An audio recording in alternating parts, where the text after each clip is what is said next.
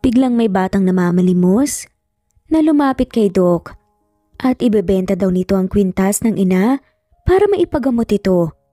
Pero nagulat siya dahil ang kwintas na ito ay sa dating ex niya. Hinihilot ni Gregorio ang noo nang makalabas ng ospital.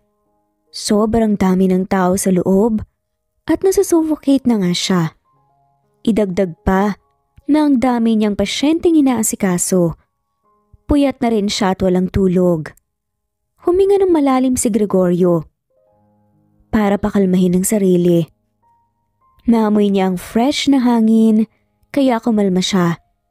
Habang nasa ganoong posisyon ay napadako ang tingin niya sa isang batang lalaki na sumalampak sa sahig. Biglaan dahil itinulak ka ng isang matandang lalaki. "Ano ba? Ang tigas ng ulo mong bata ka! Sabing ayoko!" Galit na sigaw nga ng lalaki. Sir, sige na po, palimos po. Kailangan ko po ng pang-ospital ni mama ko. Please po. Umiiyak nga na pagmamakaawa na sabi ng bata. "Sabing alis na eh. Wala nga." Sigaw ulit ng lalaki. Mukhang mayaman ang matanda dahil sa tindig nito. May mamahalin itong suot na alahas sa ibang bahagi ng katawan. Pero hindi ito namimigay sa kawawang bata. Nagulat nga si Gregorio nang makitang lumuhod ang bata sa kaniya kapang paa ng matanda. Pakiusap po. Tulungan niyo po ako. Yung mama ko. "Lecheng bata to. Sabi nang wala eh." Pinatayo ng matanda ang bata sa kapilit na inaalis ang bata at sinabunutan pa nga ito. Biglang nakaramdam ng galit si Gregorio dahil nga sa trato nito sa kawawang bata. Wala man lamang pumipigil sa matanda at pinapanood lamang ng mga taong dumadaan sa harapan ng ospital. Mabilis siyang naglakad papalapit dahil nakita niyang mukha na talagang nasaktan ang bata. "Anong problema rito? Bakit mo sinasaktan ang bata?" Salubong ang kilay nga niyang tanong nang tuluyan na nga makalapit dahil hindi na nga niya kaya ang kanyang nakikita. Napahinto sa pagsabunot nga ang matanda. Napangisi pa, nakita niya kung paano nawala ang galit sa mukha ng matanda. "Doc Gregorio!" Tumaas ang kilay niya dahil kilala pala siya ng matanda. "Tigilan mo ang bata." "Pero Doc, siya ang ayaw tumigil eh. Pinipilit niyang manghingi ng pera sa akin kahit ayoko naman." Sagot ng matanda at pilit na inaalis ang batang nakayakap pa rin sa hita nito habang umiiyak. "Enough. Stop hurting him. Bakit hindi mo na lang siya bigyan ng pera?" Doc, wala akong ibibigay na pera sa hampas lupang batang to. Imbes na magtrabaho ang magulang, inutusan pang manglimos. Salot sila sa lipunan." Sagot pa talaga ng matanda. Mas lalong nakaramdam ng galit si Gregorio. "At saka tingin mo, hindi salot sa lipunan ang ugali mong yan? Tinuringan kang mayaman at nakakaangat sa buhay, sir. Pero ang ugali mo hindi bagay sa yamang hawak mo." Hindi nakasagot ang matanda at tila napahiya nga sa sinabi niya. Niluhod ni Gregorio ang isang tuhod sa harapan ng bata, saka hinawakan nito sa balikat. "Bitaw na bata. Wala kang makukuha sa kanya kahit umiyak ka pa ng dugo." Humihikbing tumango na nga lamang ang bata sa kadahan-dahang bumitaw. Nilingon ni Gregorio ng masamang matanda. "Umalis ka na rito, sir, bago pa may magawa akong hindi mo magugustuhan." Dahil nga sa sinabi ay mabilis na umalis ang matanda na tila takot na takot. Kilala siya nito, kaya alam ng matandang yun kung ano ang kaya niyang gawin. "Tumahan ka na. Kailangan mo ng pera? Anong kailangan mo?" Mahinahong pagpapatahan nga niya sa batang nakayuko. Nang umangat ang mukha nito ay nahigit siya ng hininga. Lumakas ang tibok ng puso niya at hindi niya alam kung bakit. Familiar na familiar ang mukha ng bata pero alam niyang hindi pa nga niya ito makita sa buong buhay niya. Palimos po sana ako. Pambayad lang po sana kasi po inaapoy po ng lagnat si mama eh. Humihikbing, Panghingi na ng tulong ng bata. Parang may kung anong tumarak sa puso niya. Nang makita ang mga luha ng bata, sa magkabilang pisngi, nakaramdam siya ng awa rito. Shh, tutulungan kita. Magkano bang kailangan mo? Nasaan ang mama mo? Nasa loob po. Kaso wala po kaming pera kaya hindi po siya naasikaso kaagad. Kahit magkano lang po, sir. Ito po, bibenta ko na lang po ang kwintas na to. Sagot nga ng bata at tinaas ang kamay. Tinitigan muna ni Gregory ang bata sa katumingin sa hawak nito.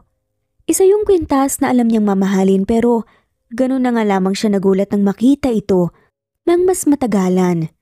Agad niya itong kinuha sa bata at mas nilapit pa nga para masiguradong tama ang hinala niya.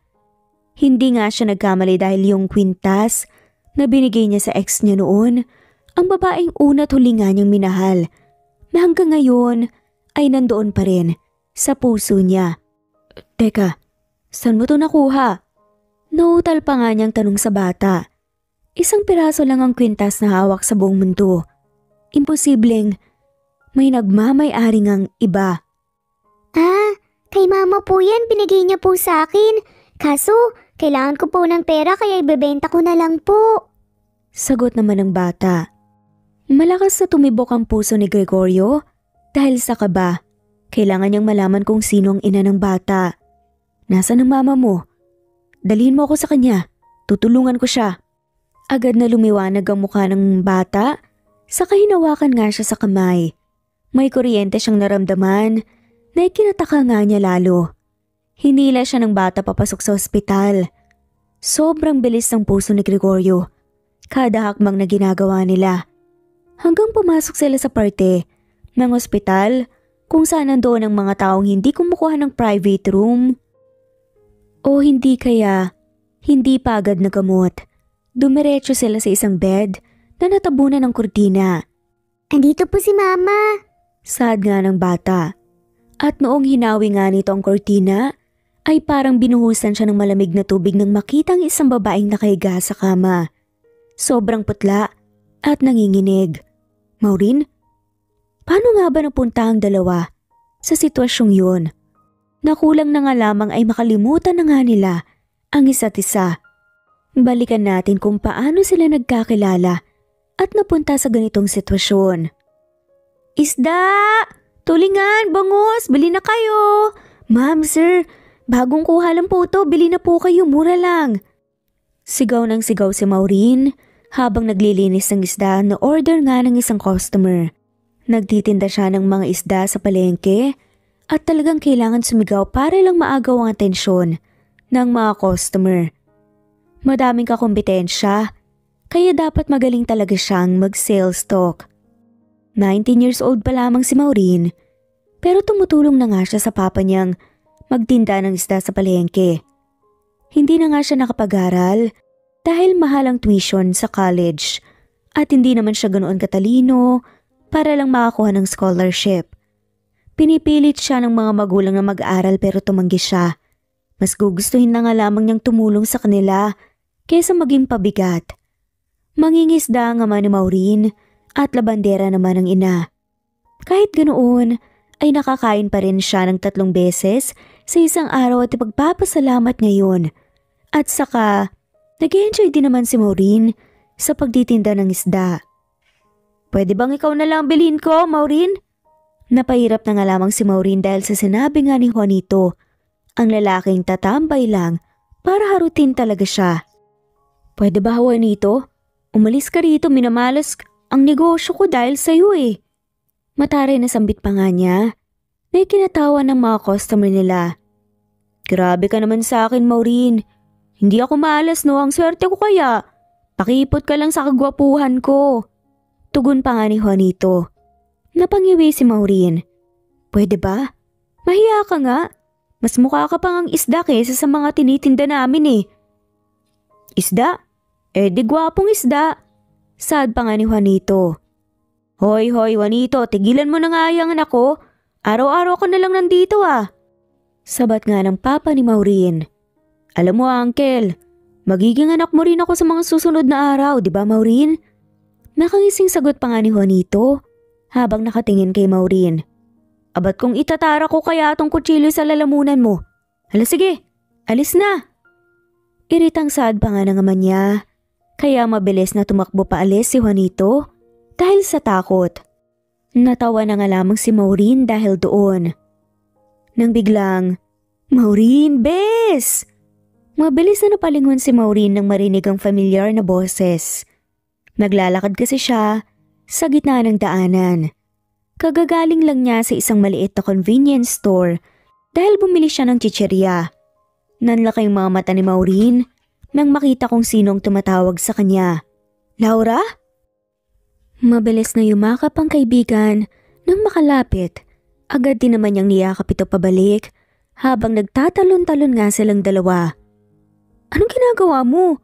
Akala ko ba nasa Manila ka? At bakit hindi mo sinabi sa akin na nakauwi ka na pala? Hindi mapigilang tumaas ang boses ni Maureen. Sobrang saya niya kasi. Nagtrabaho nga si Laura sa Manila bilang katulong. Hindi rin kasi ito nakapagtapos ng pag-aaral. At mas matanda ito sa kanya ng 3 taon. Hindi akalain ni Maureen na babalik ito nang hindi nagsabi. Grabe makareact to. Nagbakasyon lang ako rito ng 1 linggo. Pinayagan ako ng amo ko. Miss na miss ko na sila Ilang taon na rin eh. Tsaka gusto lang kitang surprise. So success? Nakangising sagot nga ng kaibigan. Hinampas niya ito sa balikat. Oo, na-surprise nga ako tsaka in fairness pumutit gumanda ka. Sad pa nga nito sa kaibigan. Aray makampas naman, parang hindi naman. Inipit pa nga ng kaibigan ng buhok sa tenga at nagpa-cute pa talaga. Ay naku, halika na nga sumama ka na sa bahay. Marami kang ikukwento sa akin. Excited na sabi naman ni Maureen bago hinila nga si Laura. So kamusta? Maganda ba sa Manila? Agad na tanong pa nga ni Maureen nang makaupo nga sila sa kahoy nilang upuan. Hindi masyadong maingay silang dalawa ni Laura dahil tulog na nga ang mga magulang niya sa taas. Malapit na rin kasing maghating gabi. Okay lang naman ako. Nag-enjoy sa trabaho. Hindi naman kasi strict ang mga amo ko. At girl, sobrang ganda sa Manila. Sobrang daming naglalakihang mga buildings. Talagang mamamangha ka kapag nandoon ka. Kwento pa nga ni Laura. Sana makita ko rin. Gustong gusto kasi ni Maureen na pumunta ng Maynila. Pangarap niya yun. Pero baka hindi na nga yun mangyayari. Hirap na nga sila sa pera. Tapos, gagastos pa ng pamasahe papunta doon. Sobrang mahal pa. Mas okay na sigurong ipangkain na nga lamang nila. Tumikim si Laura at umayos nga ng tayo at kakaiba siyang tinignan. Maureen, may sasabihin ako. Ano yun? Takang tanong niya. Napakamot si Laura sa batok. Kasi kaya rin kita kinausap, may sasabihin ako. Ano nga yun? Ganito kasi, naghahanap ng ibang katulong yung mansyon na pinagtatrabahuan ko. Kung sana pwede ikaw. Yun din kasi ang paalam ko sa amo ko na pagbalik ko may dala ako na may kasama akong papasok bilang katulong. Kaya pwede ka ba? Nagdadalawang isip pa nga na sabi ng kaibigan. Nagliwanag naman ang mukha ni Maureen dahil sa impormasyong yun. Totoo ba? Walang halong joke? Pwede akong maging katulong dun sa mansyon? Oo nga, Maureen. Sobrang saya naman ni Maureen dahil opportunity na nga yun para sa kanya.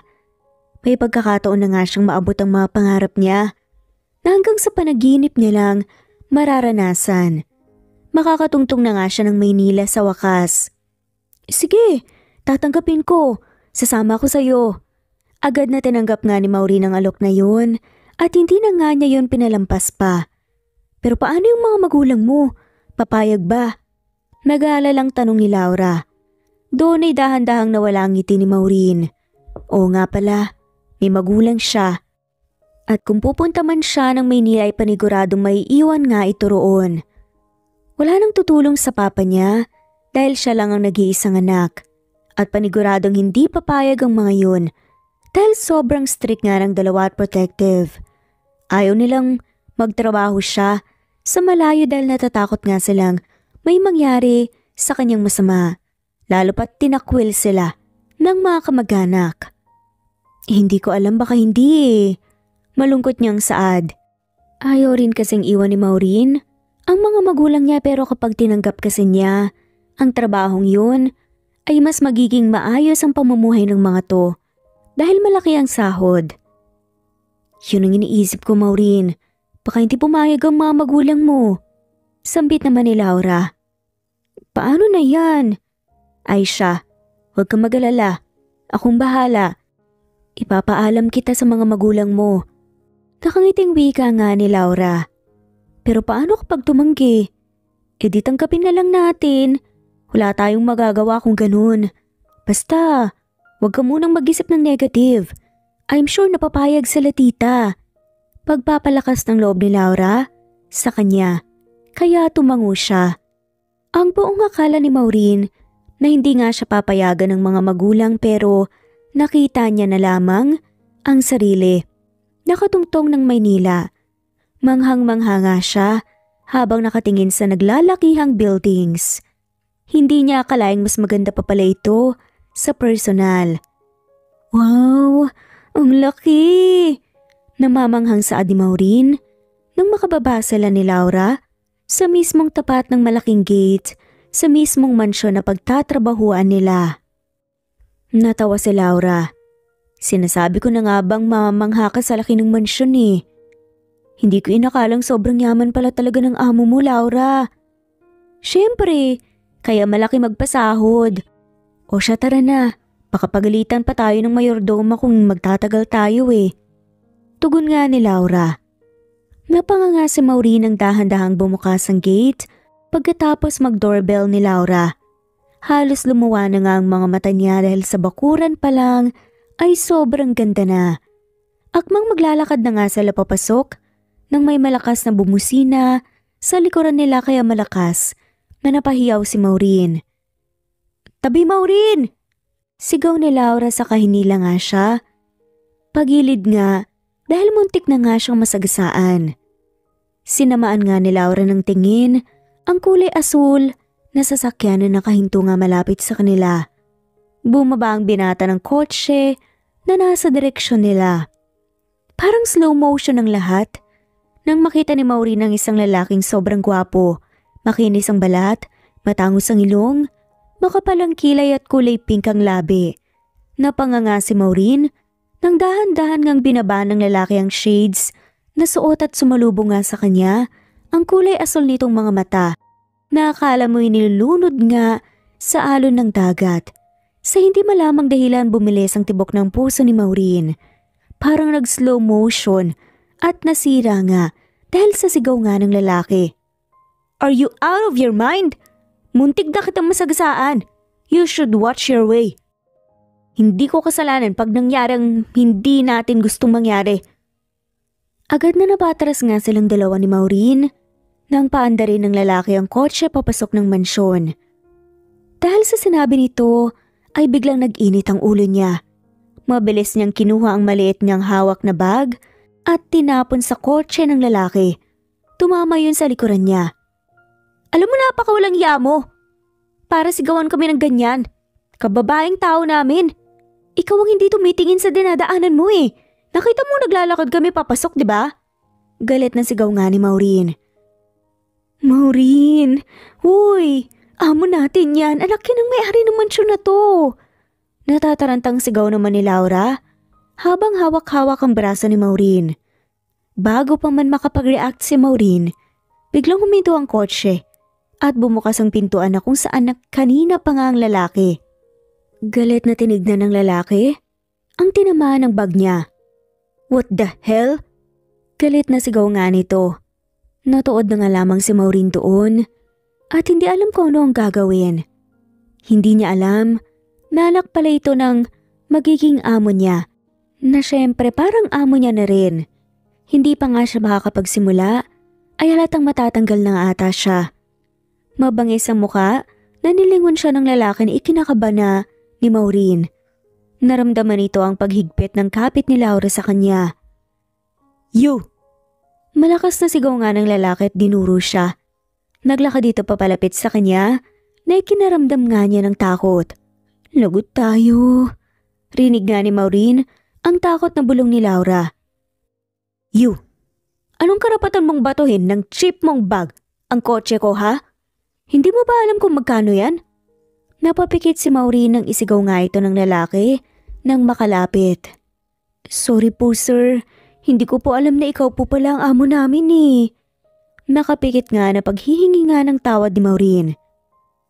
Sir, bago lang po kasi siya. Sabat naman ni Laura. So bago ka pala ha? Binuksan ni Maureen ang mata at marahang tumango. Opo. Akala ni Maureen na maintindihan ito pero nagulat siya nang hawakan ng lalaki ang panga niya at bahagya siyang nagulat nang makaramdam ng kung anong kuryenteng dumaloy mula roon. Kumunot ang noo ng lalaki at saka tinignan nga siya sa mata. Pero halos tumakas na ang kaluluwa ni Maureen nang dahan-dahang lumapit ang mukha nito. Kaunti na nga lamang ay mahahalikan na nga niyang lalaki. Pinigilan ni Maureen ang hininga niya dahil sa kaba. Sir, you will pay for this. Pagkatapos ng bantang yun ay padabog na binitawan nga ng lalaki ang panga niya at tinaliguran siya. Muntik nang matumba si Maureen sa pangihina. Mabuti na nga lamang ay naalalayan nga siya ni Laura. Habol ang kanyang hininga, hindi niya akalaing nakakatakot pala ang lalaki at sobrang lakas ng epekto nito sa kanya. Lugot Maureen, mukhang ikaw ang susunod na tatargetin niya. Nag-aalalang saad pa nga ni Laura. Ano? Mahilig yan magpaalis ng katulong dahil pinapahirapan niya eh. Kaya rin kailangan namin ng kapalit kasi ilang katulong na ang napaalis ni Sir Gregorio. Paliwanag nga ni Laura. Gregorio ang pangalan niya? Naku, parang hindi bagay sa kanya. Saad pa nga ni Maureen. Oo, kaya lagot ka na talaga, mag-ingat ka ah. Babala na nga lamang ni Laura sa kanya. Napapikit si Maureen. Mukhang magiging miserable ang paninilbihan nga niya sa pamilya lalo na sa Gregorio na yun. So ikaw pala ang bagong katulong. Saad naman ng Carol. Opo. Nakasuot nga ng uniform si Maureen na pangkatulong at pinapasok kasi siya ni Laura kaagad at pinagbihis. Kailangan daw kasing kumilos kaagad. Sige. Ako si Manang Carol, ang mayordomo ng mansyon na to. Ayoko ng pabagal-bagal dito, nagkakaintindihan ba tayo? Diretsang saad pa nga ni Manang Carol. Opo. O siya, kumilos ka na. Tulungan mo ang nasa kusina, malapit na ang hapunan, dapat tapos na ang lahat bago pa bumaba sila senyora. Utos nga kaagad nito. Masusunod po. Yun nga ang ginawa ni Maureen. Tinulungan niya ang mga katulong na magluto at maghanda para sa hapunan. Hindi naman siya nahirapan dahil may alam nga siya sa pagluluto at gawaing bahay. Sadyang naninibago lang talaga siya dahil hindi nga siya sanay sa maraming gawaing bahay at saka tinuruan siya ng ibang katulong kung ano ang gagawin. Nang matapos ang lahat, hindi alam ni Maureen kung may fiesta ba o birthday party dahil sobrang dami ng pagkain na nasa gantong hapag. Nakatayo sila ngayon sa gilid nang makarating ang mga magulang noong lalaking muntik na nga siyang masagasaan. Hindi makapaniwala si Maureen na ang mga tulang pala ang kakain at halatang hindi matanda ang dalawa. Mukhang mas matanda lang ito ng ilang taon sa kanya dahil ang babata nga ng mga muka. Nahigit nga ang hininga ni Maureen nang pumasok ang lalaking makaharap niya kanina, si Gregorio. May kasama itong isa pang lalaki na parang ilang tanda lang din ang agwat sa kanya. Nakakamanghama na sobrang ganda ng jeans ng pamilya ay nakaramdam siya ng takot lalo pat nasa hapag ang lalaking binantaan niya. Habang kumakain ng mga to at nag-uusap, ay nanatili nga silang tahimik lalo pat natatakot sila na mapagalitan. Nanlalaki ang mga mata ni Maureen nang biglang magtama ang tingin nila ni Gregorio. Agad siyang napayuko nga at sunod-sunod ang tambol ng kanyang puso. Lagot na ako. Nakita niya ako. Lagot na talaga. Saad nga niya sa kanyang isip habang kinakagat nga ang mga labi. Ikaw! Sigaw muli ni Gregorio. Napaigtad nga si Maureen nang marinig ang malakas na boses nga ni Greg. Alam niya kung sino ang tinutukoy ng lalaki pero nanatili pa rin siyang nakayuko. Maureen, tinatawag ka ni Sir Greg. Bulong nga ni Laura habang sinisiko siya. Sabi ko ikaw, tignan mo ako. Walang nagawa nga si Maureen kundi ang ingangat ang ulo. Halos manghihina na nga siya sa takot nang magsalubong ang tingin nila ni Greg. Yes po sir. Nautal nga niyang sagot. Halika dito. Lagyan mo ng juice ang baso ko at pagsilbihan mo ko. Seryosong sad nga ni Greg. Napalunok na nga lamang si Maureen. Hindi alam kung lalapitan ba ito o ano. Ano na naman ba yan, Gregorio? Hindi ka ba napapagod na pagdiskitahan ng mga katulong? Stop being childish! Inis na saad naman ang lalaking kasama ni Greg kanina. What? I am not being childish. Gusto ko lang naman na pagsilbihan niya ako, after all, katulong siya dito kuya, di ba? Nakangising sagot ni Greg. Huwag ka nang magmaang-maangan pa. Alam kong pinagdidiskitahan mo na naman yung katulong natin. Matalimang tingin na binigay nga ng lalaki kay Greg. Enough Greg. Siguraduhin mo lang na hindi kami maghahanap ulit ng bagong katulong dahil sa board ka. Sabat nga ng mommy nila. Mas lalong umisi ang lalaki. Maybe, maybe not. Saad pa nga nito. Akmang magsasalita pa nga ang mga to nang maunahan niya. Halika rito. Pagsilbihan mo na ako. Walang nagawa si Maureen kundi ang lumapit kay Gregorio at pinagsilbihan nga ito. Tuwang-tuwa pa nga ang huli dahil na sinusunod nga niya ang tinuturo nito. Ang buong akala ni Maureen ay hindi gagawa ng malala si Gregorio, pero nagkakamali siya dahil simula sa araw na yun, naging miserable nga ang pagtatrabaho niya sa mansyon. Palagi siya nitong tinatawag at tinuutusan. Gaya ng paglinis ng kwarto nito, CR, buong second floor, bili ng ganito, ganyan at iba pang kahayupang ginawa nga ng lalaki. Mahilig din itong mag-prank, kaya palagi siyang nagugulat. Kaya ang resulta parang nabalian siya ng buto kapag natutulog na. Hindi niya akalaing sobrang bata nga ito mag-isip. Sobrang naawa kay Maureen ang mga kasamang katulong, pati na yung mayordoma. Pero wala siyang choice, kundi tiisin yun. Lalo pat tinaasan nga ng mga magulang nito ang sahod niya. Kailangan niya ng pera para ipadala sa pamilya. Ayaw niyang maging pabigat. Diligan mo ang lahat ng halaman dito at gupitin ang dapat gupitin. Utos nga ni Gregorio.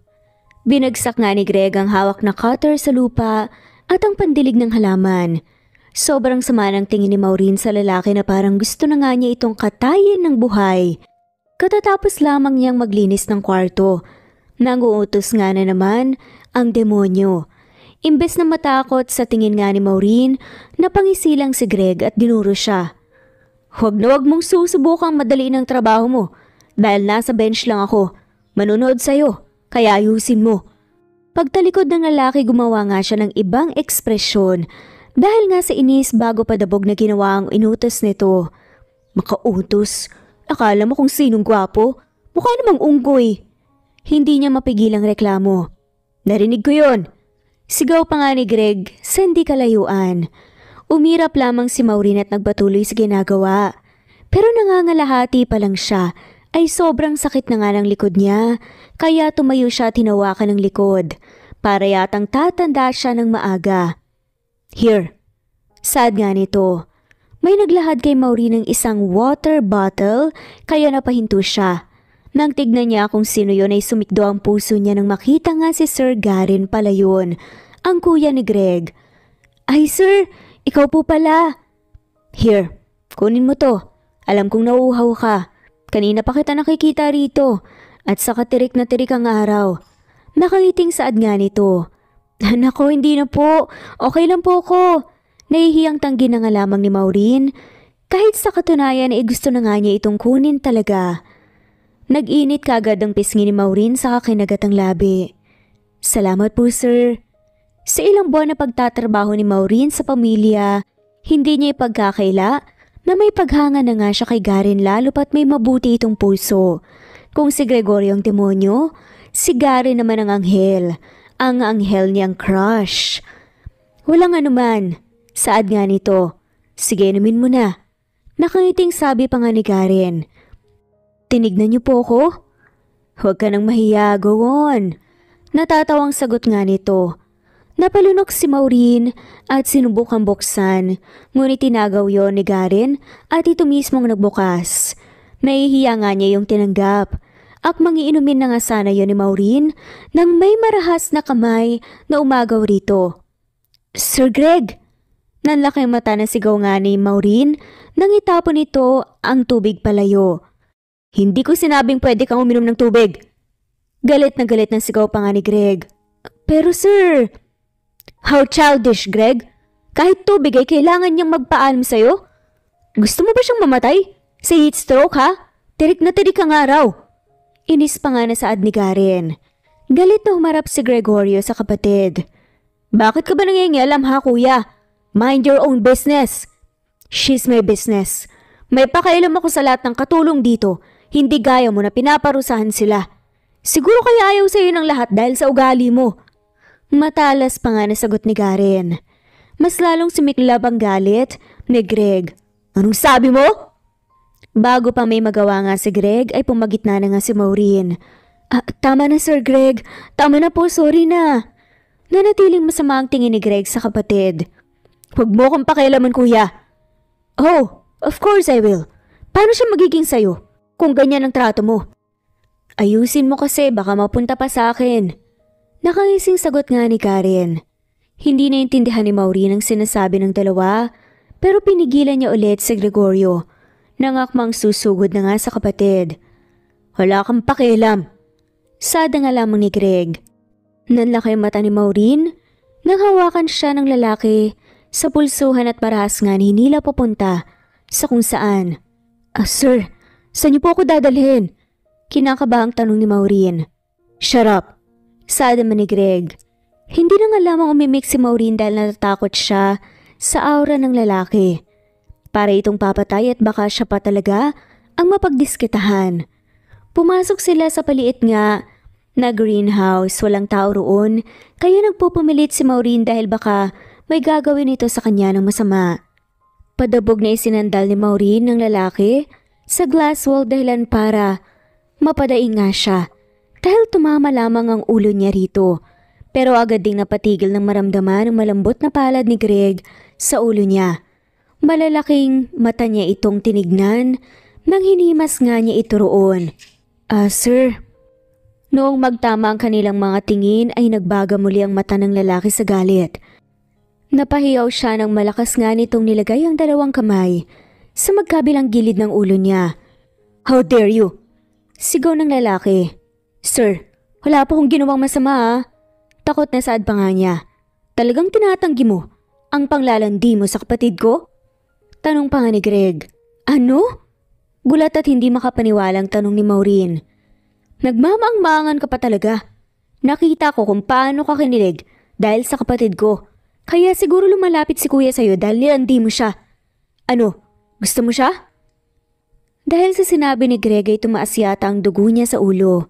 Hindi na nga niya namalayang sinampal niya ng napakalakas ang lalaki. Tumabingi nga ang ulo ng lalaki. Wala kang karapatan na pagsabihan ako ng ganyan, sir. Hindi ko nilandi ang kapatid mo. Ang ayaw pa naman ni Maureen ay sabihan nga siyang malandi kahit hindi naman talaga. At pagbintangan ng kung ano-ano. Marahas na bumaling nga ang tingin ng lalaki sa kanya at mariin nga siyang hinawakan sa magkabilang balikat. Huwag mo kong lokohin. May gusto ka sa kanya? At dahil dyan paparusahan kita. Agad na nanubig nga ang mata ni Maureen. Oo, may gusto ko sa kuya mo. Ano naman ngayon sa'yo ha? Wala ka nang pakialam doon. Tsaka kahit kailan hindi ko nilandi si Sir Garen. Dahil hindi ako ganyang klase ng tao. Siya ang kusang lumalapit sa akin para tulungan ako dahil mabuti siyang tao. Hindi gaya mo na demonyo. Ngumisi ng mapakla nga si Maureen. Pero kung yan naman ang iniisip mo, di sige, malandi na ako malandi. Nilandi ko ang kapatid mo, okay na ba? Bawiin mo ang sinabi mo. Hinding-hindi ko babawiin. Bawiin mo na gusto mo ang kapatid ko. Hindi ka pwedeng magkagusto sa kapatid ko. Hindi ko hahayaan na maging parte ka ng pamilyang to. Dahil nga sa sinabi ng lalaki tuluyang natalo si Maureen. Nanghina siya at sunod-sunod na tumulo ang luha niya. Biglang lumambot ang mukha ni Gregorio. Bakit? Nautal nga na tanong ni Maureen. Maureen, mahinang tawag nga rin Greg sa kanya. Bakit hindi ko deserve? Dahil ba hampas lupa ako? Dahil mahirap ako? Kaya hindi ko deserve na mapabilang sa pamilya niyo? Napailing si Greg.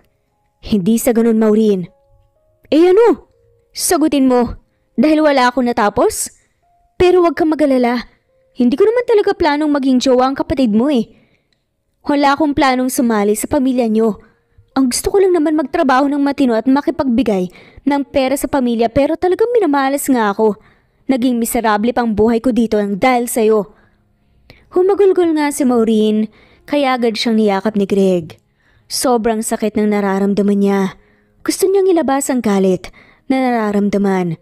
Pagod na siya. Shhh! Maureen, tama na. Alam mo, pagod na ako. Ano ba talagang nagawa kong kasalanan? Bakit mo ko tinatrato ng ganito? Dahil ba binato ko ng bagang kotse mo? Di sorry. Sorry dahil hindi ko naman sinasadya pinaglalaban ko lang naman yung karapatan ko. Umiiyak pa nga na saad ni Maureen sa dibdib ng lalaki dahil hindi na nga niya mapigilan. Sobrang higpit naman ang yakap nito sa kanya. Huwag kang mag-sorry. Huwag kang mag-sorry. Mahinang bulong naman ni Greg. Napuno ng hagulgol nga ang buong greenhouse.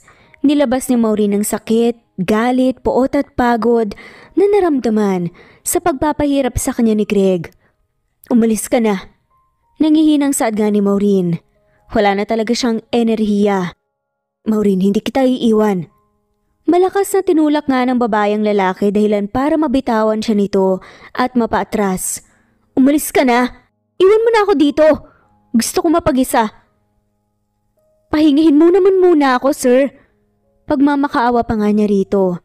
Puno ng sakit, lungkot at awa at pagsisisi ang mata ni Greg habang nakatingin sa kanya.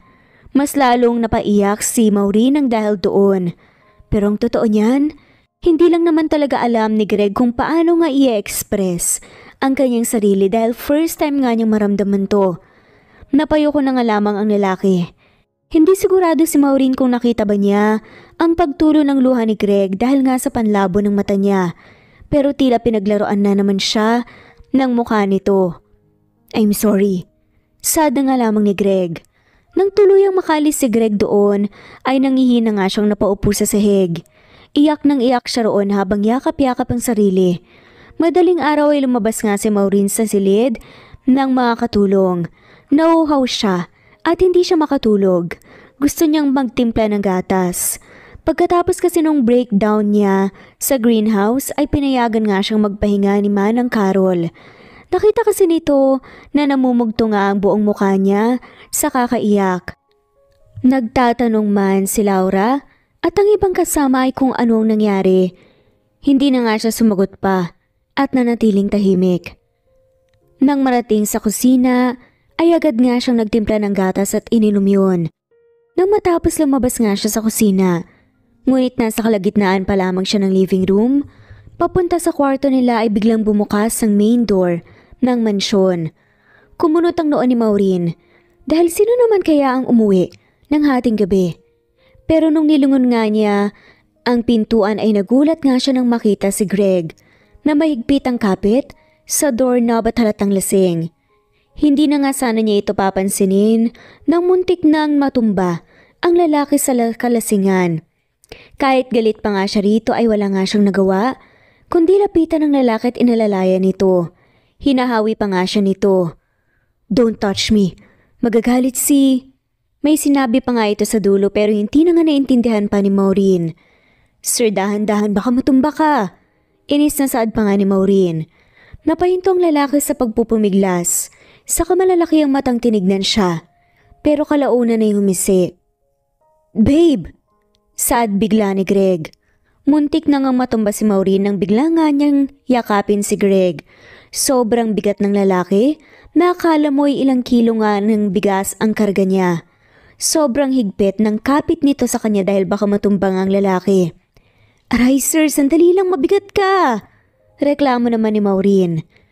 Hindi na tinag ang amo niya at tinignan siya sa muka.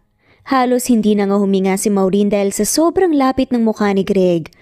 Konti na nga lang talaga ay maghahalikan na sila. "Babe, I miss you," mahinang sabi ni Greg at hinahaplos ang pisngi niya.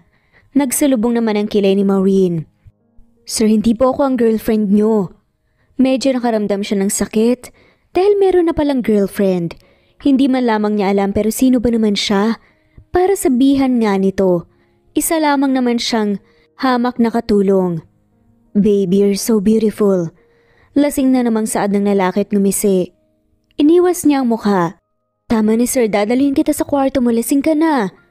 Kahit sakit na nararamdaman ni Maureen, ay nalalayan nga niya si Greg paakyat sa hagdan. Hindi naman ito nagreklamo kaso naiirita siya dahil panaydikit ang lalaki sa kanyang braso. Ayaw na nga siyang bitawan. At nagpabigat pa nga ito, kaya nahirapan si Maureen na iakyat ang lalaki. Napahinga siya ng maluwag na malapag niya ang amo niyang umungot pa nga sa kama nito. Napahawak siya sa sentido at hinilot ngayon. Diyos ko, nakaka-stress pala.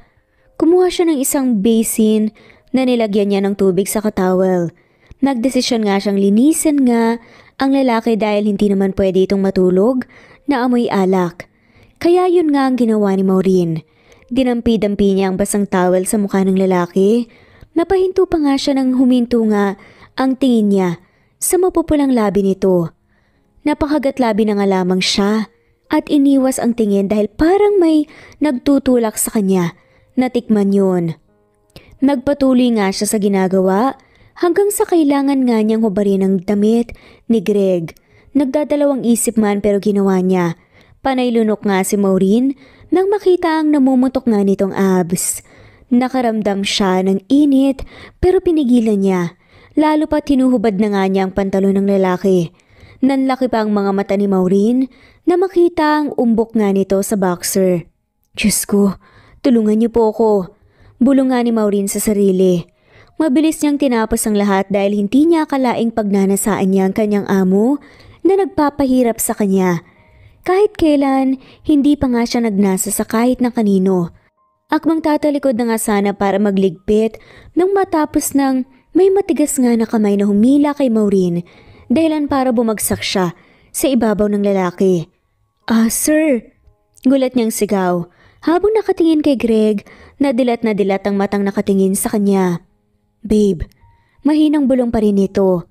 Bumakas nga ang sakit sa mukha ni Maureen. "Sir, hindi nga po ako ang girlfriend niyo. Bitawan niyo po ako, lasing na kayo." "Maureen, babe." Nanlaki ang mga mata ni Maureen nang sabihin niyo ni Greg. "Sir, hindi po ako ang girlfriend niyo. Hindi po ako ang babe niyo." Nagsalubong ang kilay ni Gregorio. "No, ikaw si Maureen. Ikaw ang babe ko. Wala akong girlfriend." Napakurap-kurap ang mata ni Maureen. Walang nobyong lalaki? At siyang tinatawag nitong babe? Bakit? Sa pagkakaakala ni Maureen ay ayaw nga sa kanya ng lalaki. "Bitawan niyo na nga po ko." "Ayoko." Saad pa nga ng lalaki at mas hinigpitan pa ang pagkakayapos sa balikat nito. "Pero sir, I'm sorry." Biglang pagsusumamo ni Greg. Parang nawala ng boses si Maureen at hindi makapaniwala ng marinig ang sinabi ni Greg.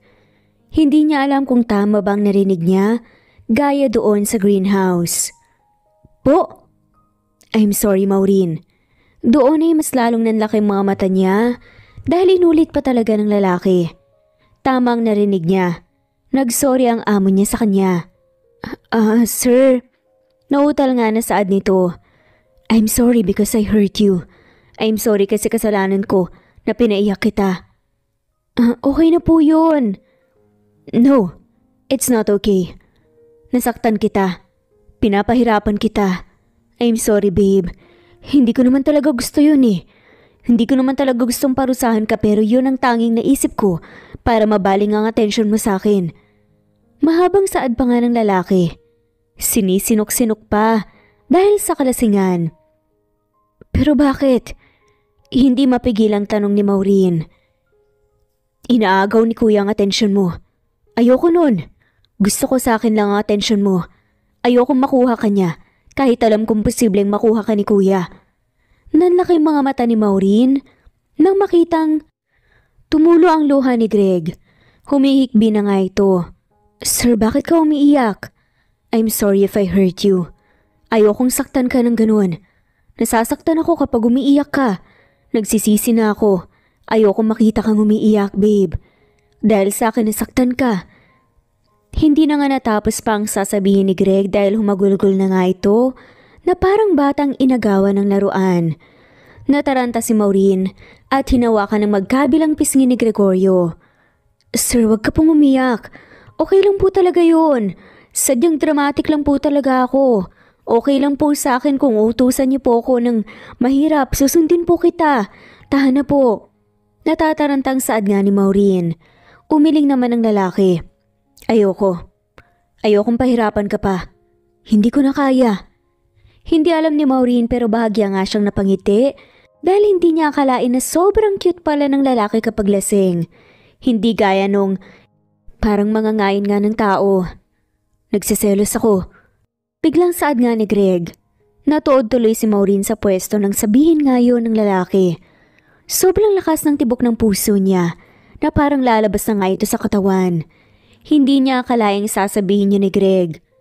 Nagsiselos ako kasi gusto mo si kuya. Pag-uulit pa nga nito. Kaya rin nagalit ako. Ayokong magustuhan mo siya.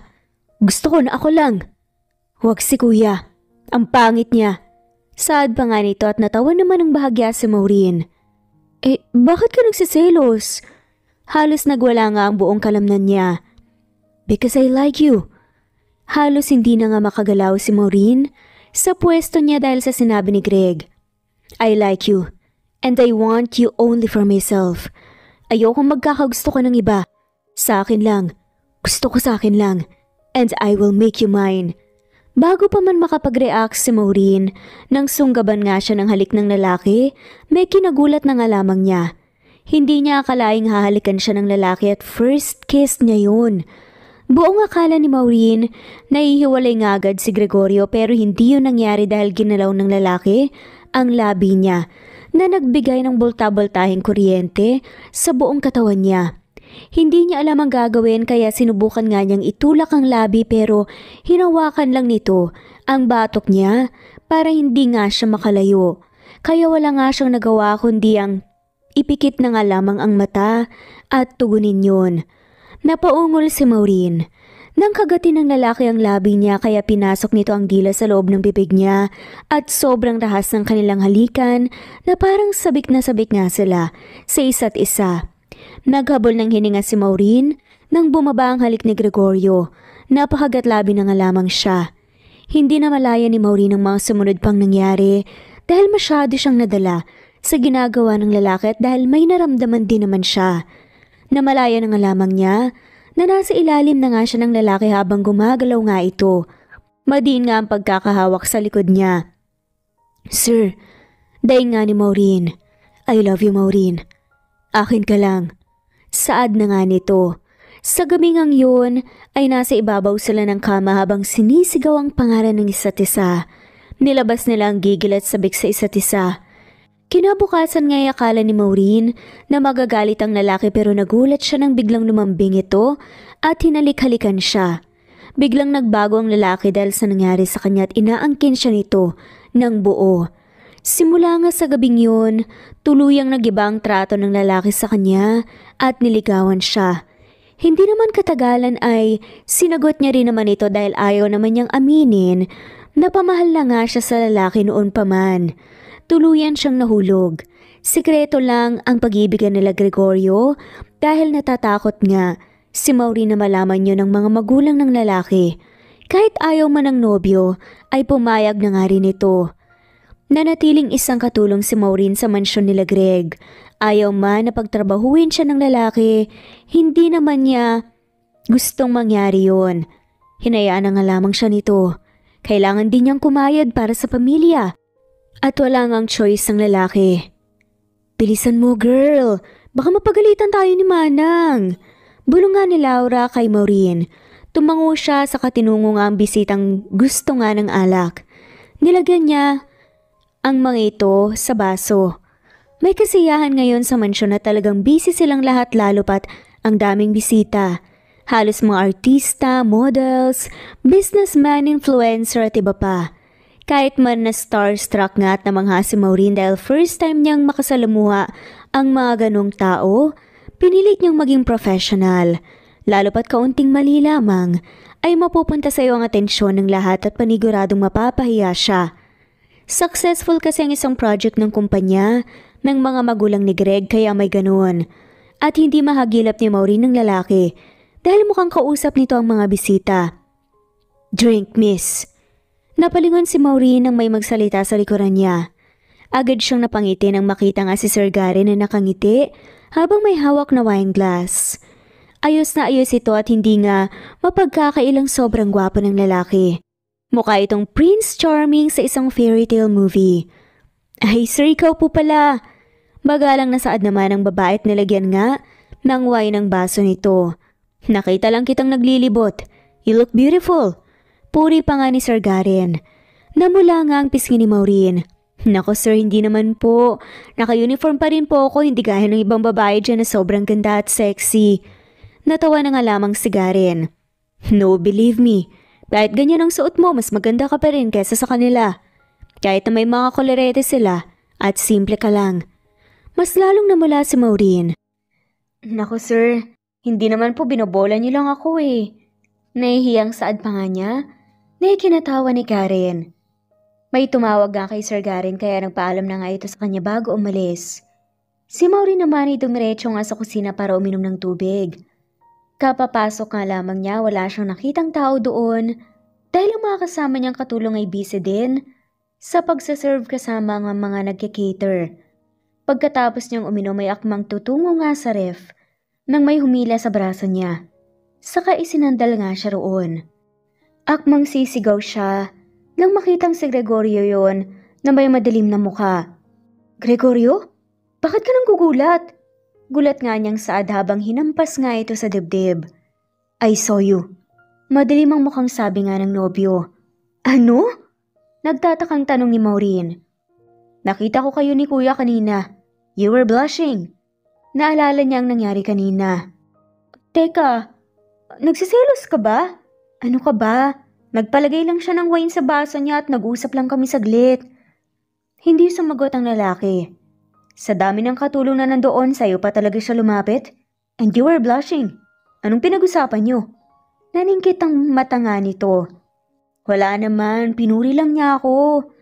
Napapikit siya nang hinampas nito ang ref sa bandang gilid ng ulo niya. "At talagang kinilig ka pa. Dapat sa akin ka lang kikiligin." Imbes na mainis, natawa na nga lamang si Maureen at hinawakan nga ang pisngi ng lalaki. "Oo na, okay. Sa'yo lang ako kikiligin. Tsaka hindi naman ako kinilig eh. Huwag ka nang magselos. Sa'yo naman ako." Suyo nga niya dito. Nawala ang madilim na mukha ng lalaki sa kahinawakan siya sa magkabilang bewang at hinila papalapit. "You are mine." Sinunggaban siya ng halik ng lalaki na agad naman niyang kinatugon. Pinulupot niya ang braso sa batok ng lalaki hanggang sa bumaba ang halik nito sa leeg niya kaya mahina siyang napadaing. Mabuti na nga lamang ay malakas ang music sa living room. Pero bago pa man lumalim ang kanilang nararamdaman, ay tinapik niya ito sa balikat. "Tama na babe, baka may makakita." "No," saad naman ni Greg. Malakas niya itong hinampas na ikinadaing ng lalaki. "Tumigil ka na. Kailangan ka roon sa labas, baka hanapin ka nila." "Fine, pero humanda ka sa akin mamaya." Ngumisi si Maureen. Dumilim ang mukha ng lalaki at akmang hahalikan siya ulit nang tinulak nga niya ito. Walang nagawa ang nobyo kundi ang lumabas sa kusina. Si Maureen naman ay iniiwang kilig na kilig. Sobrang gwapo talaga ng jowa niya. Pinalipas nga ni Maureen muna ang ilang minuto bago lumabas para walang makahalata. Nakasalubong niya si Laura nang makalabas. Nakakunot ang noo nito at may kakaibang tingin. "Bakit ang tagal mo sa loob?" Naningkit ang matang tanong ni Laura. Nagpahinga lang saglit. "Nahihilo ko." Pagsisinungaling nga niya, kahit kalahating katotohanan lang yun. Kaya siya pumunta sa loob ng kusina para uminom ng tubig dahil nahihilo rin siya. Sige, bilisan na natin. May anunsyo raw kasi sila senyore eh. Sagot naman ni Laura. Tumango si Maureen at nagpatuloy na nga siya sa pagsisilbi sa mga bisita. Hindi nga katagalan ay kinuha nga ng magulang ni Gregorio ang atensyon ng lahat. Pati na ang makakatulong ay napahinto at itinuon nga ang tingin sa harapan. Tungkol yan sa company at kung gaano nga sila kasaya pero may inanunsyo ang mga to na tuluyang nagpatigil ng ikot ng mundo ni Maureen na hindi nga niya inaasahan. I want to say about the partnership of Escocia Group of Companies and the Flores Corporation. We want to announce that along with our partnership, our children will be one. I am happy to announce the engagement of my son, Gregorio Escocia, and the heiress of Flores Corporation, Stephanie Flores. Mahabang anunsyo nga ng daddy ni Greg. Malakas na nagpalakpakan ng lahat, pero si Maureen ay parang hinati ang puso. Lalo pat nakita niyang naglakad ang dalawa papunta sa harapan. Nang tignan niya ang mukha ng babae ay bigla agad siyang nanliit dahil sa sobrang ganda nito at sexy. Si Gregorio naman, nanatiling seryoso ngunit nang tumingin ito sa kanya, ay agad na nanlambot ang mukha ng nobyo at napuno ng pag-aalala. Isa-isang tumulo ang luha ni Maureen, saka mabilis na tumalikod at tumakbo palabas. Puno ng luha ang magkabilang pisngi niya. Sobrang sakit nang nararamdaman niya. Para siyang trinaydur ng lalaki. Wala man lamang siyang alam. Babe, napahinto siya sa paglalakad sa loob ng greenhouse nang marinig ang malakas na boses ni Greg sa likuran niya. Babe, umalis ka na. Nakatalikod na taboy nga ni Maureen dito. Pero napaigtad siya nang may yumakap nga sa likuran niya. Mas lalo nga siyang humagulgol. I'm sorry babe, hindi ko alam. Hindi ko alam na pinagkasundo pala ako ng mga magulang ko. Hindi man lamang nila ako tinanong. Puno ng pagsisisi ang boses. Natanong nga ng nobyo. Pero tinanggap mo. Saad naman ni Maureen. Of course not, hindi. Hindi ko tinanggap. Pinaharap nga niya ito at agad nga na nanlambot ang mukha ng lalaki nang makitang luhaan ang mukha ni Maureen. I'm sorry. Shh, huwag ka nang umiyak. Pumunta lang ako sa harap dahil ayokong mapahiya ang mga magulang ko, ayokong maglikha ng gulo. Pero ikakasal na kayo. Mas lalong umiyak si Maureen. Hindi. Hindi kami kakasal. Gagawa ko ng paraan para hindi yun matuloy. Tumahan ka na please. Nasasaktan ako babe. Pagsusumamo nga ni Greg. Ngumuso naman si Maureen. Promise? Hindi mo siya pakakasalan? Tumango si Greg at hinalikan nga ang labi niya saglit. Oo naman, pangako. Niyakap niya ang lalaki ng mahigpit. Ayaw na ayaw niyang mawala sa kanyang lalaki. Hindi yata niya kaya kapag nawala nga ito. Akala niya ito totohanin nga ni Greg ang lahat ng sinabi nito pero nabasag ang puso niya nang makita ito kasama si Stephanie. Naghalikan ng dalawa. Napatakip na nga lamang ng bibig si Maureen dahil sobrang sakit nang nadarama niya. Isusurpresa pa naman sana niya ito dahil monster nga nila.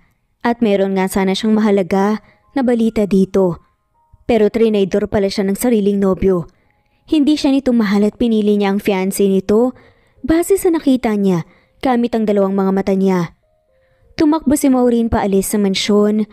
Nabasag nga ang puso habang hawak-hawak ang kwintas na niregalo ng lalaki sa kanya nung anniversary nila. Parang nawala lahat sa kanya at hindi na nga siya bumalik pa sa mansyon at iniwan ng lalaki ng tuluyan. Pero alam naman ni Maureen na mas okay yun sa lalaki para hindi na nga siya sagabal pa. Ayaw man niyang umuwi sa bahay nila sa probinsya ay wala naman siyang pagpipilian. Buti na lang itinanggap siya ng magulang ng buong buo. Doon kinalimutan ni Maureen si Greg. Mabilis na lumipas ang mga panahon. Pagkalipas ng 6 na taon, hinihilot ni Greg ang noo nang makalabas ng ospital. Sobrang dami ng tao sa loob at nasusuffocate na nga siya. Idagdag pa na ang dami nga niyang pasyenteng inaasikaso. Puyat na rin siya at walang tulog. Huminga ng malalim si Greg para pakalmahin ang sarili. Naamoy niya ang fresh na hangin, kaya kumalma siya. Habang nasa ganoong posisyon, napadako ang tingin niya sa isang batang lalaki na sumalampak nga sa sahig dahil itinulak nga ng isang matandang lalaki. Ano ba? Ang tigas naman ng ulo mong bata ka. Sabi nga ayoko eh. Galit na sigaw nga ng matandang lalaki. Sige na po sir, palimos po ko. Kailangan ko lang po talaga ng pang-hospital po para sa mama ko. Please po. Umiiyak nga na pagmamakaawa na sabi ng bata. Sabing wala, alis! Sigaw ulit ng lalaki. Mukhang mayaman ng matanda. Dahil nga sa tindig nito, may mamahalin itong suot na alahas sa ibang bahagi ng katawan, pero hindi ito namimigay ng kahit na anuman sa kawawang bata kahit sobrang umiiyak na nga. Nagulat naman si Greg nang makitang lumuhod ang bata, saka niyakap siya. Pero hindi pa rin niya ito pinaunlakan. Biglang nakaramdam naman ng galit si Greg. Dahil nga sa trato nito, sa kawawang bata wala man lamang pumipigil sa matanda habang pinapanood ito at siya na nga ang gumawa ng paraan. Pinatigil na nga lamang niya ang bata at sinabi na ito na nga lamang ang tutulong sa kanya. Tumahan ka na. Kailangan mo ng pera? Anong kailangan mo? Mahinahong pagpapatahan nga niya sa batang nakayuko. Nang umangat ang mukha nito ay nahigit nga siya ng hininga. Lumakas ang tibok ng puso niya at hindi niya alam kung bakit. Familiar na familiar ang mukha ng bata pero alam niyang hindi pa nga niya ito nakita sa buong buhay niya. Palimos po sana ako. Pambayad lang po sana kasi po inaapoy po ng lagnat si mama eh. Humihikbing paghingi ng tulong ng bata. Parang may kung anong tumarak nga sa puso niya. Nang makita ang mga luha ng bata, sa magkabilang pisngi niya at nakaramdam siya ng awa rito. Shh, tutulungan kita. Magkano bang kailangan mo? Nasaan ang mama mo? Nasa loob po kaso wala po kaming pera kaya hindi siya naasikaso kaagad. Kahit magkano lang po sir. Ito po, ibebenta ko na lang po yung kwintas na to. Kahit na po importante to, basta po mapagaling si mama. Sagot pa nga ng bata, tinaas nga ang kamay. Tinitigan muna ni Greg ang bata at saka tumingin sa hawak nito. Isa yung kwintas na alam niyang mamahalin. Pero gano'n na nga lamang siyang nagulat nang makita ito ng mas matagalan.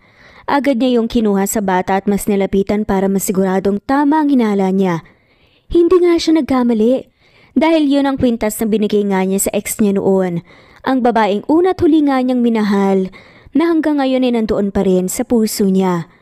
Teka, saan mo ito nakuha? Nautal pa nga niyang tanong sa bata. Isang piraso lang ang kwintas na hawak sa buong mundo, imposibleng may nagmamay-aring iba nito. Kay mama po yan, binigay niya po sa akin. Kaso kailangan ko po ng pera kaya binibenta ko na lang po. Malakas na tumibok ang puso ni Gregorio dahil sa kaba. Kailangan niyang malaman kung sino ang ina ng bata. Nasaan ang mama mo? Dalhin mo ako sa kanya, tutulungan ko siya. Agad na lumiwanag na ang mukha ng mata. Saka hinawakan nga siya sa kamay. May kuryente siyang naramdaman na ikinataka nga niya lalo. Hinila siya ng bata papasok ng ospital. Sobrang bilis ng puso ni Greg kada hakbang na ginagawa nila. Hanggang pumasok sila sa parte ng ospital kung saan nandoon ang mga taong hindi kumukuha ng private room o hindi kaya hindi pa agad nagamot. Dumiretso sila sa isang bed na natabunan ng kurtina. Dito po si mama. Sad nga ng bata. At noong hinawi nga nito ang kurtina parang binuhusan nga siya ng malamig na tubig nang makitang isang babaeng nakahiga sa kama. Sobrang putla at nanginginig pa nga. Maureen? Sad nga ni Greg. Nagising si Maureen nang makaramdam ng bigat na pakiramdam sa katawan. Kumunot ang noon niya nang pagmulat nga niya ay nasa loob nga siya ng isang ospital na sa tingin niya ay private. Paano siya napunta roon? Pero nung matandaan nga ang mga nangyari, ay napatayo na nga lamang siya mula sa pagkakahiga. Naalala kasi niya na nilagnat nga siya ng sobra at silang dalawa lang, ni Gab, ang nasa bahay. Wala kasi ang mga magulang niya. Nasa ibang probinsya sila. Ang alam lang din kasi niya, dinala siya sa ospital ng bata na nagpatulong sa mga kapitbahay kaya nakakapagtaka na inasikaso nga siya ng doktor kahit wala nga silang pambayad at talagang nasa private room pa nga siya. Ma! Agad siyang napalingon sa gilid niya nang marinig ang sigaw ng anak. Nakita niya si Gab na nakaupo habang kumakain ng apple. May nakita nga siyang basket ng prutas sa side table. Anak, anong nangyari? Bakit nandito ako sa private room? At saan galing yung prutas na kinakain mo? Sunod-sunod nga na tanong nga ni Maureen. Ma, nahimatay ka po nang makarating po tayo rito at saka tinulungan po tayo ng mabait po na doktor. Siya po ang nagdala sa'yo rito. Sa kanya rin po galing yung prutas na to. Nakangiting sagot ng anak. Kumunot ang noon ni Maureen. Naku anak, umalis na tayo rito. Baka sobrang laki ng babayaran natin, wala tayong pambayad. Nag-alala si Maureen dahil baka singilin nga siya ng doktor. Malay ba niyang dito siya dadalhin? Hindi naman sila mayaman para afford ang private room. Pero ma, may sakit ka po eh. Baka lumala po. Tsaka sabi po ng doktor, hindi ka po pwedeng lumabas. Tugon nga ni Gab. Hindi pwede Gab. Mas tataas ang babayaran natin kapag nagtagal pa tayo dito. Halika na. Pilit na umupo si Maureen sa gilid ng kama. Agad na lumapit nga si Gun sa kanya. Pero ma, hindi pa kayo magaling. Hindi Gab. Mahal dito. I'm the one who will pay. Biglang saad nga ng isang baritonong boses. Natood naman si Maureen sa pwesto nang marinig ang familiar na boses na yun. Bumilis kagad ang puso niya at hindi siya nagkakamali. Boses yun ng lalaking minsan na nga niyang minahal. Dr. Pogi! Masayang saad nga ni Gab at saka tumakbo nga papalapit sa lalaki. Dahil doon malaya nga niyang nakitang lalaking hindi niya inaasang makikita niya ulit. Gregorio? Nakatitig lang ang lalaki sa kanya nang malamig habang hawak-hawak ang anak niya sa balikat. Mabilis siyang kinabahan nang makita nga ang pagkahawig ng mga to. Kilala mo siya, ma? Nagtatakang tanong naman ni Gab. Gab anak, pwede ka bang lumabas ka muna? Nautal nga na saad ni Maureen. Nagtataka man ang anak pero tumango na nga lamang rin ito at lumabas. Anong ginagawa mo rito? Nautal niyang tanong. Malamig na naglakad nga ang lalaki papalapit sa kanya na mas lalong kinalakas nga ng bilis ng puso niya. Lumapit ito at chinek nga ang aparatos na nasa gilid niya. Malamang, dito ako nagtatrabaho. Saad nga ng lalaki. Napahiya na nga lamang siya. Oo nga pala doktor ito roon. Talagang naabot nga ni Greg ang pangarap nitong maging doktor. How are you feeling? Napaigtad na nga lamang si Maureen nang itanong nga ito ng lalaki tumarap sa kanya. Okay lang ako. Tinatanong ko kung okay lang ba ang pakiramdam mo. You are my patient. Seryosong sabi ng lalaki kaya mas lalong napahiya si Maureen. Medyo nahihilo. Nakayokong sagot na nga lamang niya. Okay, you need to stay here until you recover. Saad nga ni Gregorio. Tumalikod nga ang lalaki sa kanya at naglakad na nga palayo. Inangat ni Maureen ang tingin. Ikaw, kamusta ka na? Kayo ni Stephanie. Lakas loob na tanong nga nito. Napahinto ang lalaki tumarap sa kanya. Okay lang ako. Okay lang kami. Ngumiti ng mapait si Maureen. Siguro may anak na kayo no? Kasal na siguro kayo. Hindi nagsalita ang lalaki kaya mas lalo siyang nasaktan. Siguro ang ganda ng buhay niyo ngayon. Yan ba talaga ang tingin mo sa amin? Seryosong saad ni Greg. Ha? Oo. Yan ang tingin mo sa amin pagkatapos mo akong iwan ng walang paalam? Nabigla si Maureen sa sinabi ni Greg at hindi makasagot. Ngayon nagtatanong ka kung kamusta ako? Pinaglalaroan mo ba ako? Gregorio, hindi naman sa ganun. Then what? Bakit mo tinatanong sa akin na okay lang ako kung iniwan mo akong lugmok? Do you even have a heart? Gregorio, gulat nga na saad ni Maureen. Stop calling my name if you will just keep on hurting me. Seryoso at malamig na saad ni Gregorio. Mga alis na nga sanang lalaki nang magsalita siya. Nakita ko kayo. Napahinto ang lalaki. Nakita ko kayo ni Stephanie noon. Nakita ko kayong magkahalikan sa backyard. Hindi nakasagot at nagulat ang lalaki pero nanatiling nakatalikod. Akala ko ba pangako mo nagagawa ka ng paraan para matigil ang kasal nyo? Pero bakit magkahalikan kayo?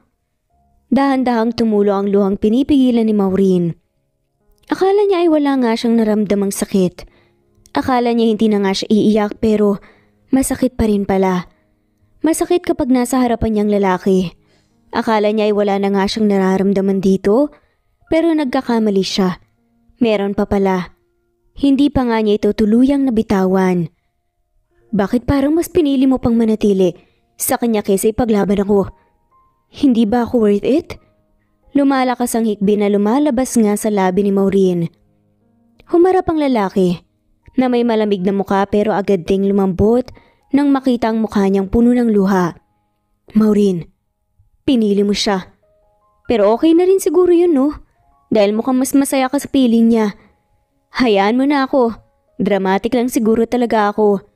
Nakangiting mapait pa nga niyang pinunasan ng luha sa pisngi.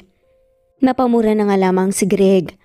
Mabilis na naglakad nga ang lalaki palapit kay Maureen at sinunggaban nga siya ng halik. Nagulat siya doon at hindi nga makagalaw. Hindi niya inaasa nga halikan nga siya ni Gregorio. Agad nga siyang natauhan ng gumalaw nga ang labi ni Gregorio. Tinulak niya ito nang bahagya kaya humiwalay ang lalaki. Sandali, may asawa tanak ka. Sinunggaban nga ulit siya ng lalaki pero agad niya itong tinulak ng malakas. Ano ba? May asawa ka na't anak. Huwag mo silang lolokohin. Ngunit nagulat si Maureen nang umisi ang lalaki bigla. Yan ba talaga ang tingin mo sa akin? May asawa at anak? Oo! Bumilis lalo ang puso niyang nang hawakan ng lalaki ang pisngi niya at nilapit nga ang muka. Sa tingin mo mag-aasawa ko? Kung hindi lang naman ikaw? Napailing nga si Maureen. Halatang nalilito ang muka. Anong ibig mong sabihin? Wala akong asawa. At wala akong anak. I'm very available to be your husband. Bago pa man makareact si Maureen, ay agad siyang hinalikan ni Gregorio. Tumulo ang luha niya at hinalikan ito pabalik. Habol ang hininga nila ng paghiwalay. Akala ko ba kasal na kayo ni Stephanie? Naluluhang tanong pa niya. Shhh! Pinunasan nga nito ang pisngi niya. I'm sorry kung nakita mo kaming nagkakahalikan ni Stephanie sa backyard but believe me, hindi ako ang humalik sa kanya at hindi ako kailanman tumugon. She's the one who kissed me. Sinabihan ko siya na itigil ang kasal dahil pumayag sila mom. Sinabihan ko sila tungkol doon at pumayag sila, babe, pero hindi pumayag si Stephanie. She forced me because she likes me but I rejected her. Pero hinalikan niya ako bigla. But don't worry. Hindi na siya makapanira pa sa atin. Sinira ko na ang kumpanya nila a long time ago. Parang binuhusan nga ng malamig na tubig si Maureen dahil nga sa sinabi ng lalaki. All this time. Kaya lang pala nakapatong ang babae sa kanya. Sa bench dahil ito pala ang unang humalik dito. Umalis siya dahil sa malang akala na iniwan niya ang lalaking pinaglaban siya. Humagulgol si Maureen muli. Sorry, hindi ko alam. Akala ko... Shh! Enough. I don't need your sorry. Ang gusto ko manatili ka sa akin ngayon pagkatapos ng ilang taon. Can you do that for me? Walang pag-aalinlangan naman na tumango si Maureen at niyakap ang lalaki. Hindi na. Hindi na kita iiwan. Niyakap niya ng mahigpit ang lalaki. Pabalik. I miss you so much. Hindi ko na alam ang gagawin ko kung iiwan mo pa ako. Those years was hell. Nasa ganong posisyon nga silang dalawa. Pagkalipas nga ng ilang minuto, pinakinggan lang nila ang tibok ng puso ng isa't isa. Tanging hininga na nga lamang nila ang naririnig sa buong silid. Sigab, pagbabasag nga ni Gregorio sa katahimikan. Pumilis ang puso ni Maureen at tumiwalay sa lalaki. Tinignan niya ito sa mukha. Bakas doon ang pag-aalinlangan. Gregorio, anak ko ba siya? O anak mo siya sa ibang lalaki? Nakita nga ni Maureen kung paano dumilim ang mukha ni Greg. Ano? Kunot noon ni Maureen. Ibig kong sabihin na baka sa tingin mo maghahanap ako ng ibang lalaki maliban sa'yo? Hindi makapaniwalang saad nga ni Maureen. Nanlaki naman ang mga mata ni Greg at hindi makapaniwalang nakatingin sa kanya. So you mean? Ngumiti si Maureen at tumango. Oo, anak mo si Gab. Bago pa makareact si Gregorio, ay biglang bumukas nga ang pintuan at pumasok mula doon ang bata. Ma, may dala akong pagkain, libre lang dito sa kainan. Nakangiting sad pa nga ni Gab habang nakataas ang kaliwang kamay na may hawak na isang supot. Nilingon niya si Greg na halos hindi nga makagalaw sa kinatatayuan.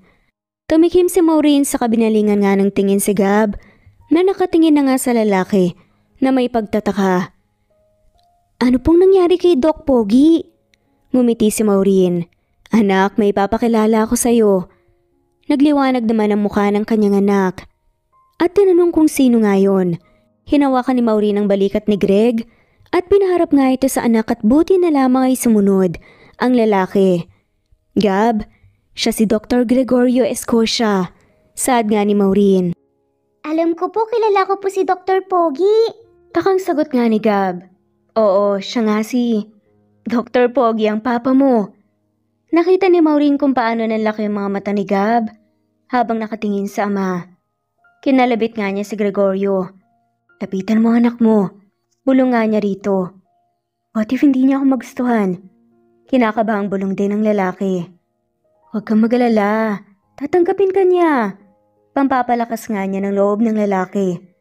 Nakita pa nga niyang napalunok si Greg bago dahan-dahang naglakad papalapit sa bata. Pinanood niya lamang ang mangyayari. Anak, panimula nga ni Greg. Ikaw po ang papa ko? Tanong nga ni Gab. Yes, son, ako ang papa mo. Nakita ni Maureen kung paano nga tumulo ang luha ni Gab bago niyakap ang ama. Papa ko! Natod sandali si Gregorio nang niyakap pabalik ang anak. Hindi ka na po aalis, Papa? Hindi na anak, hindi ko na kayo iiwan ng mama mo. Dito lang ako. Saad naman na Gregorio. Hindi mapigilan na umiyak ni Maureen habang nakatingin sa magama niya. Hindi niya inakakalang magtatapat ang dalawa at hindi niya inaasahang ganun hahantong ang masakit niyang kapalaran. Sa wakas ay buo na sila at mas lalo pa nga silang pinaglapit nang maikasal nga ang dalawa at wala na ngang makakapaghiwalay pa sa kanila. Minsan sa buhay hindi natin nakakalaing may darating na delubyo. Yung tipong sobrang ganda ng buhay mo pero bigla na nga lamang babaliktad. Isa lang ang ibig sabihin nun, kailangan mong maranasan yun para mamulat sa realidad na hindi sa lahat ng araw ay magiging maganda ang daloy ng buhay ng isang tao. Ang tangi na lang nating gawin ay tanggapin yun at tignan ito bilang oportunidad para maging mas matatag sa buhay. Pero alam nating lahat na may magandang biyaya sa dulo ng tulay. At dito na nga po nagtatapos ang kwentong pagmamahalan ni Gregorio at Maureen. Maraming salamat po sa lahat ng walang sawang sumusubaybay at shoutout po sa mga sumusunod. Not Green Fox, Carmelita Mendoza, Marilyn Babula, Berry, Liliano Bebe, Presbyteros Rose, Medel Talon, Jane, Lani Pardillo, Marlene Kayanan, Leonisa Azotes, D. Marie Ramos, Araceli, Lilio Saria, Miras Channel, Raquel Epe, Gina Tutor, Jane, Hartley, Sunshine Sotalbo, Maricel Cabigon, Merlin Baroza, Gina Marayo, Merlin Rodel Obejero, Hans, Cecilia Comoda, Taha ni Vlog, Merlin, Kuya Atok, Maria Merly Brogada, Marilu Cabantac, Filipina, Eileen, Mercedita San Jose, Lovina Galang, Lilian, Teresita de Jesus, Monina Aviles, Yula Pedrona, Romana Gorospe, Rosemary Vasquez, Marley Lazaraga, Leonisa Azotes, Jocelyn Tancinco, Estelita Mahia, Ding Lege, Marisa de los Reyes Arroyo, Leia Paul Vinar, Steve the Music, Rain, Presbyteros Rose, Ostonalito, Alex Saani, Matea Estrera, Agustina, Onaba Cogin, Jessica Vargas, Celine, Merlilyn Baroza, Annie Hoson, Elimana Lili, Mercy Villantes, Eli Evangelista Anderson, Eli Bitasolo of Italy, Ann Mariano, Fredelisa de Guzman, Carmencita Falcon, Merlin Bravo, Cecilia Ramos, Evangeline Zamora, Edralina Gatchoan, Marites Nitura, Agustina Niceto, Marian, Ann Aliflor, Lily Roda Barcial, Alma Ebdao, Minda Tandok, Flores, Melinda Sano, Thelma Mora, Juliet Panlilio, Edna, LV, Delia, Fenavares, Sally, Lariano, London Villas, Danica Selga, Lani Pardillo, Teresita Schmid, Charlie, Nora Bells Evans, Roger, Lloyd Dasalon, Bella, Nelly Ortiz, Mary Rose Carillo Jesusa, Enday Samante, Enday Lebra, Yolanda Tejida, Honey Villasenor, Tessie, Marichan, Ann Mariano, Wilma Guzman, Gabrielio, Liu, Maria Rica Natividad, Nelani Juan, Anita Hernando, Teresita Arevalo, Raquel Magno, Carmencita Falcon, Flordet, Nat Greenfax, Luz Templo Nuevo, Teresita Schmid, Flor Cabrera, Virginia Salazar, Luz Templo Nuevo, Leia, Madeline Tagle, Wilma Villafuerte, Isaac Ablon, Menchita de Belen, Federico, Mercy Edrosolo, Fe, Adamson Machas, Quinciano Ebas, Eli Ramirez Elizabeth Gilas, Harem Ruhi, Julius Edna Romero, Charlie Angelina Samia Emma Gadiano, Rosemary Vasquez, Lisa, Estelita Mahia, Elvi Candontol, Corazon Danke of University of Eastern Philippines University, Teresita, Neil Bacolor, Evangeline Zamora, Charlie Jane Clemente, Susan Upaga, Susan Rodrigo, Fred Deliza de Guzman, Juby Hernandez, Helen Murillo, Edarlina Fahil, Rosie, Juliet Kaday, Kuya Atok, Betty Losnong, Crescen, Susana, Tessie, Rumbawa, Lovina Galang, Aida Jurado, Emily Kinlog, Mirna Hamero, Liz Berito, Gabrielio, Juan Spotify, Imelda Fortes of Columbus City, Larry Malapaya, Dance, Remy's Life Official, Ellie Evangelist Anderson, Choi, Ree, Jasmine Baya, Jerowina Aquino, Emeguba, Marilyn Babula, Shane Villarmino, Beth Sardina, Gabriel, Nino Regidor, Mel Abrogar, Rosemary Vasquez at shoutout na rin po sa lahat ng mga walang sawang sumusubaybay. Maraming salamat po. Veronica Briseño, Violeta Murillo, Teresita, Teresa Bulie, Christine Flores, Nesbeth Anaban, Flor Salvalion, Kuwait, Raquel Labay, Kuya Atok, Lani Pardillo, Eva Violeta, Presbyteres Rose, Amy Regalado, Teresita, Pres Cavilla Havana, Precious, Lilian Nobebe, Eli Evangelista Anderson, Marziel Arcilias, Rosemary Palaganas, Rose Martinito, Ding Liege, Alexa Gomez, Jomira Bueno, Amy Fenovares, Irma Emma, Lali Emralino, Tortillas Gaming, Matea Estrera, Anali Flor, Rosemary Tinito, Rosemary Palaganas, Excelsis Tagala, Emily Kinlog, Rosemary, MM, Penning Escal, Neri Cabangon, Lucia Baldo, Rosemary Vasquez,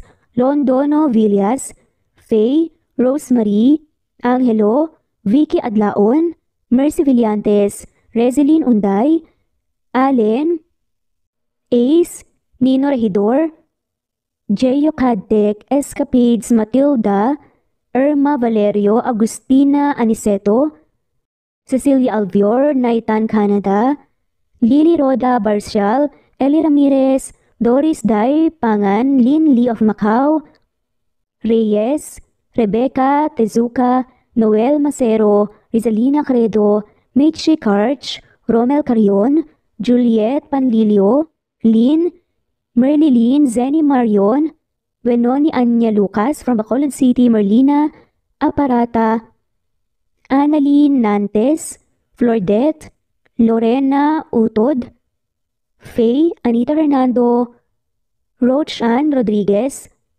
At shoutout na rin po sa lahat ng mga walang sawang sumusubaybay. Maraming salamat po.